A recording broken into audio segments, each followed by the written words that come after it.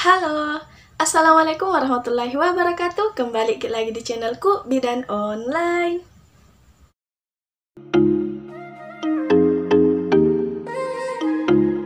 Di video kali ini, kita akan membahas tentang penggunaan panty liner. Apakah aman dan bagaimana sih cara penggunaannya yang benar dan aman tentunya.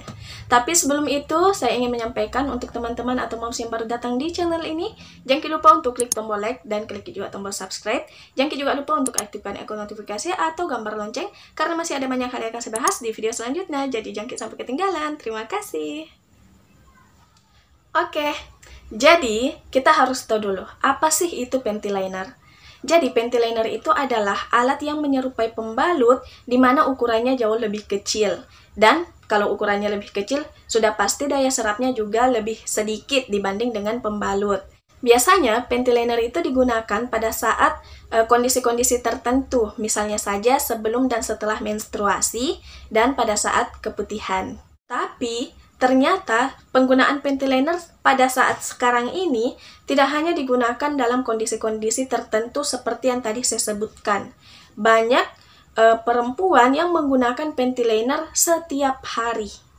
Apakah itu aman kalau panty liner yang digunakan pada saat kondisi-kondisi tertentu digunakan setiap hari? Hal ini menjadi perdebatan di kalangan wanita. Ada yang mengatakan bahwa penggunaan panty liner setiap hari itu tidak berbahaya atau tidak menimbulkan efek samping, dan ada juga yang mengatakan bahwa penggunaan panty liner setiap hari itu akan menimbulkan resiko yang berbahaya untuk kesehatan.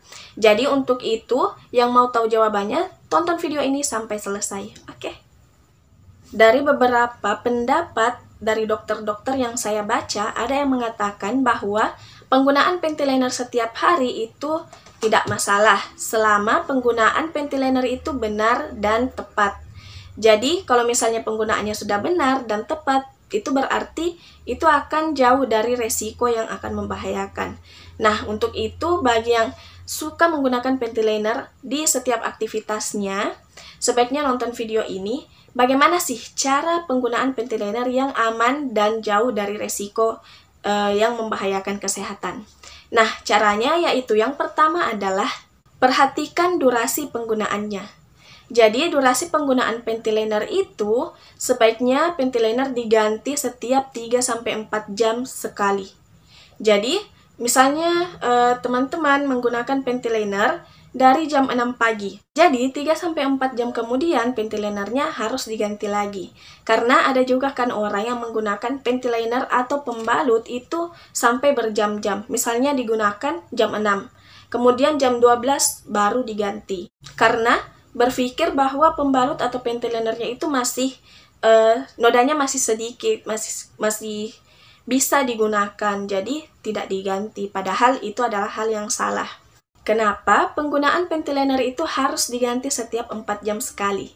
Ya, karena kalau penggunaannya dalam jangka waktu yang panjang, jarang diganti, itu bisa menyebabkan area kewanitaan itu lembab. Nah, kalau area kewanitaan itu lembab, maka akan memudahkan terjadinya infeksi jamur. Kalau infeksi jamur terjadi, maka akan menyebabkan resiko yang berbahaya untuk kesehatan wanita, khususnya di organ reproduksi atau organ intim. Kemudian, hal yang kedua yang harus diperhatikan adalah perhatikan produk panty linernya. Gunakan panty liner yang tidak mengandung pewangi.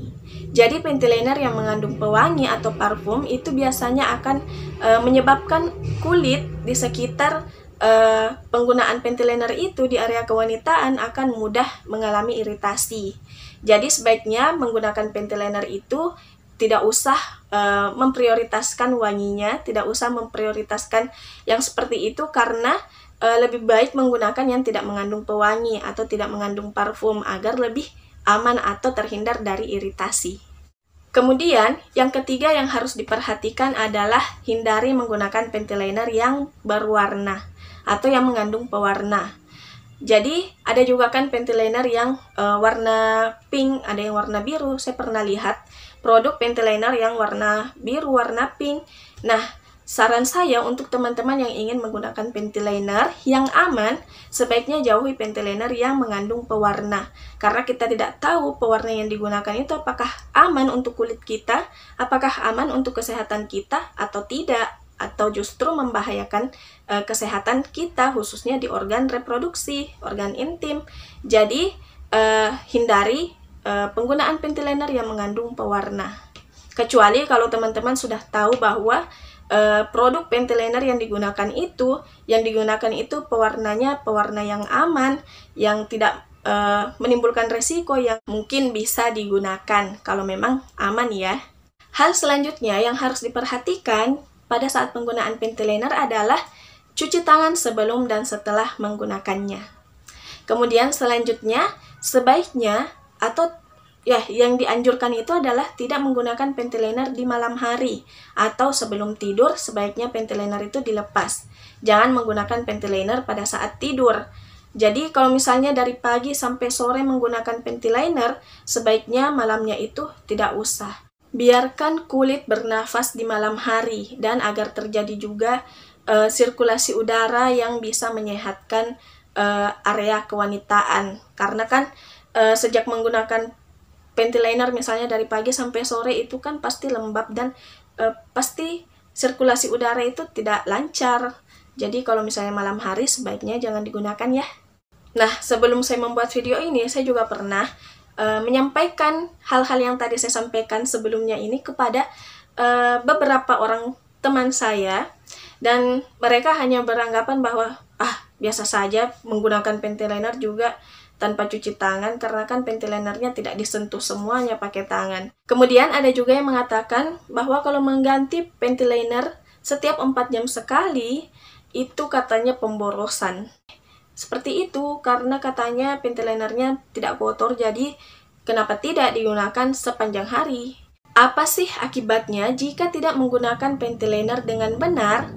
Nah, jadi ada beberapa akibat yang bisa ditimbulkan jika penggunaan panty liner itu tidak benar. Yaitu yang pertama adalah terjadinya iritasi. Iritasi ini terjadi ditandai dengan adanya gatal, merah, perih, panas. Kemudian itu kenapa bisa terjadi? Bisa saja disebabkan oleh penggunaan panty liner yang mengandung pengharum atau parfum. Kemudian yang kedua bisa disebabkan karena penggunaan panty liner dengan pewarna dan bahan panty liner yang kurang halus, sehingga bisa menyebabkan terjadinya iritasi pada kulit atau area kewanitaan. Akibat yang kedua adalah bisa saja terjadi infeksi vagina, di mana ditandai dengan terjadinya keputihan yang abnormal. Keputihan yang abnormal itu adalah keputihan yang keluar dengan jumlah yang banyak, kemudian berbau, gatal, dan warnanya bukan putih, tapi ada yang kecoklatan, kuning, hijau. Itu juga pernah saya bahas di video saya sebelumnya, jadi bisa dicek kalau misalnya mau tahu ciri-ciri keputihan yang abnormal. Oke, kita lanjut. Selain menyebabkan infeksi bakteri, juga bisa menyebabkan infeksi jamur. Infeksi jamur yang tadi karena kelembapan yang menyebabkan terjadinya infeksi jamur, karena juga sirkulasi udaranya itu tidak bagus. Jadi saya sarankan untuk teman-teman yang menggunakan panty liner sepanjang hari, sebaiknya itu diganti setiap 4 jam, dan kalau mau tidur, sebelum tidur itu sebaiknya dilepas saja, tidak usah digunakan. Tidak harus menunggu sebelum tidur. Kalau misalnya sudah masuk malam atau aktivitasnya sudah selesai, sebaiknya langsung dilepas, dibuang, dan tidak usah lagi digunakan. Kemudian saya juga mau menyampaikan bahwa sebaiknya tidak usah menggunakan panty liner itu setiap hari. Gunakan panty liner seperlunya saja, misalnya pada saat menjelang atau setelah menstruasi dan mengalami keputihan. Selain itu, sebaiknya tidak usah digunakan. Kalaupun mau digunakan, tidak usah dari pagi sampai malam. Seperti itu. Itu untuk kesehatan teman-teman semua juga. Oke, terima kasih banyak yang sudah menonton. Mungkin itu dulu yang saya sampaikan di video kali ini. Untuk teman-teman yang ingin bertanya, bisa tuliskan di Instagram saya, bisa DM saya di Instagram yang saya cantumkan di kolom deskripsi. Dan untuk teman-teman yang ingin menyarankan untuk video apa lagi yang akan kita bahas di video selanjutnya, bisa tuliskan di kolom komentar. Oke, terima kasih banyak. Untuk teman-teman yang merasa bahwa video ini bermanfaat, jangan lupa untuk klik tombol like dan share agar banyak orang yang mendapatkan manfaat dari video ini. Terima kasih banyak. Wassalamualaikum warahmatullahi wabarakatuh.